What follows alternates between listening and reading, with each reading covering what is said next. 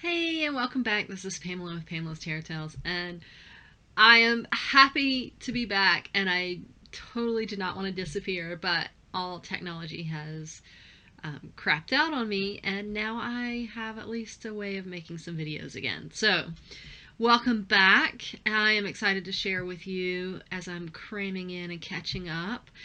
For Ethony's 31 Days of Tarot, I am on day 24. Your top 5 tarot books for 2010 through 2019. Okay, so one of my favorites, this is probably, I think I have 6 here, because, why not? So one of them, I guess, would be number 6 would be The Tarot on Earth by Tom Benjamin, and I just want to say that I have a few other books that I just haven't gotten to yet and worked through that could replace these, but I think for now I'm going to go with what I have. But this is a workbook, so when I was learning Marseille, I used this book, and leading into another top book would be Marseilles Revealed by Yoav Bendov, and this is the newer version of Open Reading. It's the same book, this one just has color pictures, but this book, it really helped me to, and I didn't do all of it. I kind of stopped when he got to the quartz because I just don't see quartz the same way he does, but I really enjoyed the other parts of it because it's a workbook, and what he does is he helps you to connect Marseille in a way that is related to you. So you're doing the research, you're not just reading a book and taking it for face value, you're going out finding your own resources for numerology, for elemental associations, and then kind of he shows you how to add that as if it was a math equation, and then there's examples in the book, so you get a good feel for what you believe and what makes sense to you and how to apply it. And so I thought it was just a brilliant book, and very useful. So, and this one, the Marseilles Revealed, it teaches you how to read Marseille, and it's in an accessible way, an accessible language. And he was a student of Hodorowski, and that I have that book as well, and I just haven't made my way through it. This one's much more accessible and easier to start off with, and not so overwhelming. So I really like this book. I got it all tabbed up. Another book that I think is always great is 78 Degrees of Wisdom by Rachel Pollack, and it's just a great book. It's an interesting, I like her writing. I like the way she writes about it. It took me a while to really appreciate that, but as I started doing more and more research, it really made a lot more sense. So I think this is a really great reference book. So there you go. And then another book I would say for the decade would be The Medicine Woman Inner Guidebook by Carol Bridges. This is a companion book that you buy separately from the Medicine Woman Tarot, and it's just really incredibly profound. It's so deep and so spiritual, and I just like the way, I like the energy coming through the writing. I like the way it talks about the cards and what they mean, and how, and all the associations, and then it gives you exercises and questions and meditations and visualizations, and the astrological sign and foods associated with it. So it's more of a holistic type of approach, and I enjoyed that aspect of it, and it's something that I enjoy reading the write-ups about the cards. So it's a great book. The next one, I've talked about this a lot already on this series, but the Muse Tarot, the guidebook, it is available online. And you can go and listen to the poems that she's written for each card. You can listen to meditations for each card. You can read the writing, but the writing is so beautiful and it speaks to my soul. It's just so well done and beautiful, and then she gives you exercises and path working, and if that's your jam and you want to do that, or if you're not sure but you may want to later and come back to it, it's just an interesting, very creative, very artistic way of writing about the meanings and the cards, and from a very different approach, and having those audio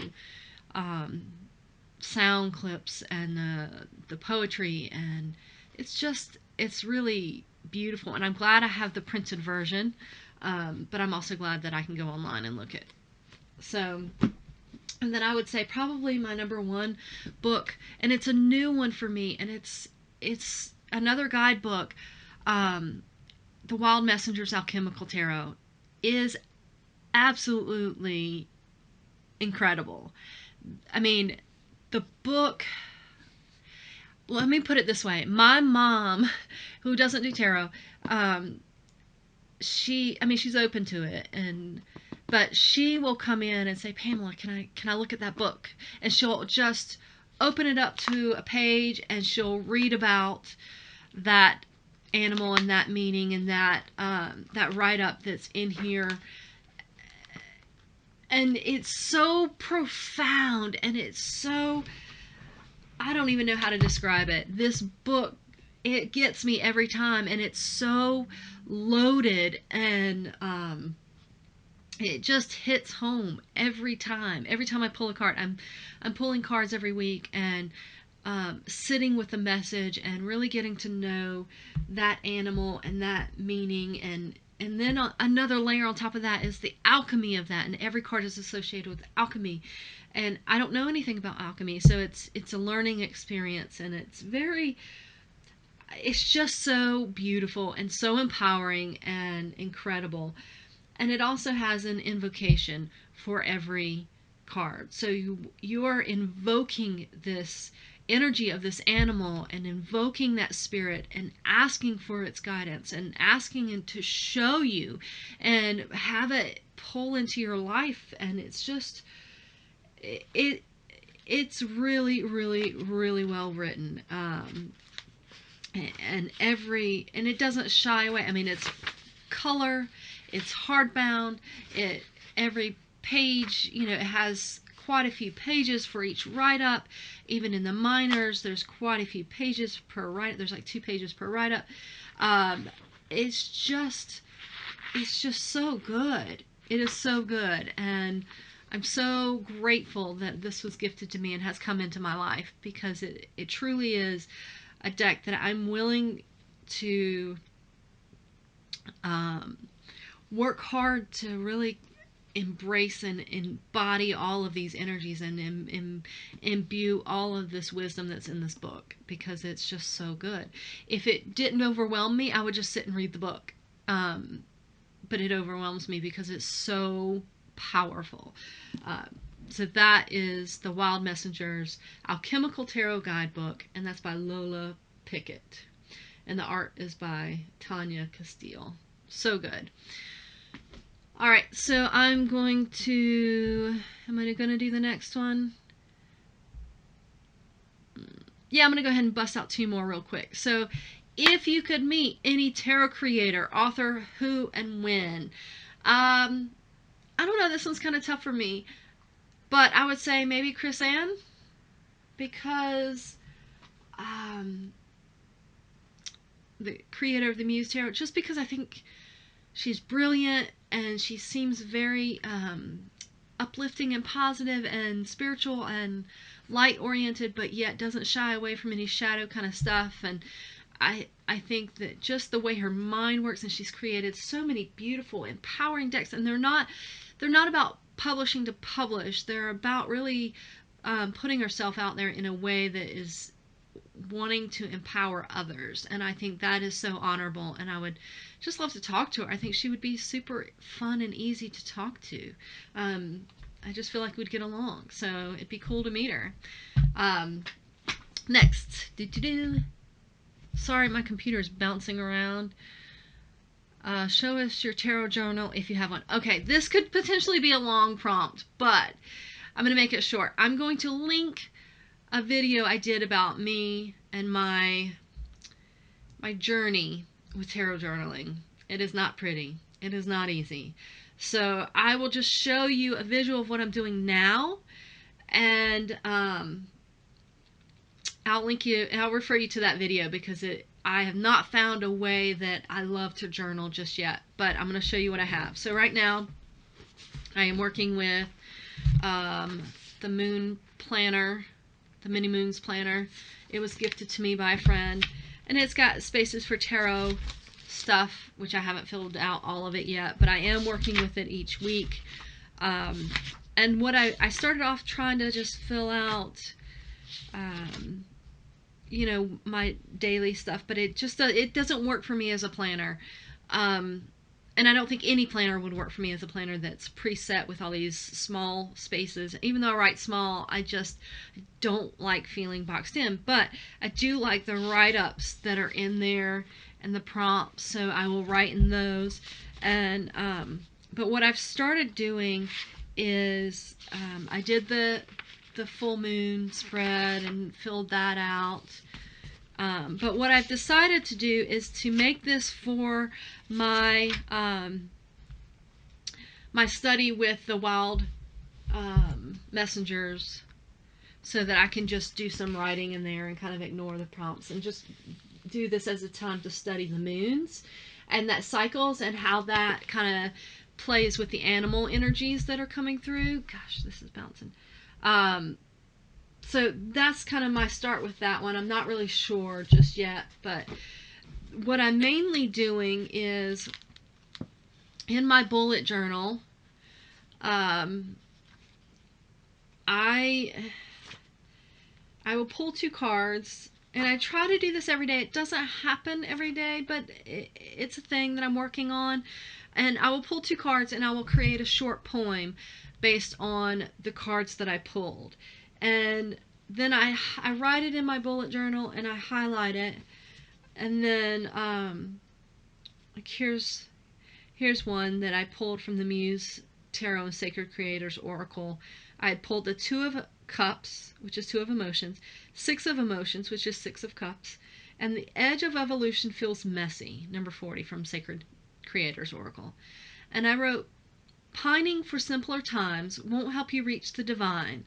Upon the precipice you must wake. Soothe the inner child ache. Partner yourself with love to excel, rise above. So I will write these little poems, and then what I'm doing is I am compiling them onto one sheet so that I can read them as one cohesive poem. And I've done that for January. I'm going to make a separate video about that. And then the other thing that I am doing in my bullet journal is I pulled my year ahead spread, and then I printed the cards for the months, and then I write. So I did for the collective card of the year is number 4, the Emperor, and my personal card of the year is the Wheel of Fortune. So I wrote a poem based on that, and then my overall theme from my Wheel ahead spread, my year ahead spread, the overall theme was the 9 of Pentacles and the Sun card from Wild Messengers. And then my January cards were the Lovers and 6 of Earth, I believe, Frog. So I wrote a poem for each of those overall themes, and I will do that for each of the months of the year, and then that will create one cohesive poem. So I'll do a separate video on this, but I just wanted to kind of give you an idea. So for my collective cards and my personal card of the year, I wrote focus, structure, and discipline. Make the world go round. Follow the spokes to center and ground. Up and down, guided by truth. Hop on, ride the most opportune. So that kind of gives you an idea of what I've been doing with this kind of journaling and seeing how it works for me. See if I can find a better way that I can connect with. All right, so I will end that there, and I'll link below that video I made on journaling. Oh no, I'm gonna go ahead and do another one. What is the strangest place you read between 2010 and 2019, and tell us about the reading? I don't really have a strange place that I've read. Can't really answer that one. Ever turned someone from a tarot non-believer to a tarot enthusiast? I have no idea. I know that I've had a few non-believers that have turned into believers, but I wouldn't say they've turned into tarot enthusiasts. So, no. The top 5. I'm going to leave that one for its own prompt. So I will come back from there. So that is days 24 through 28. I'm catching up, you guys. All right, I will see you soon.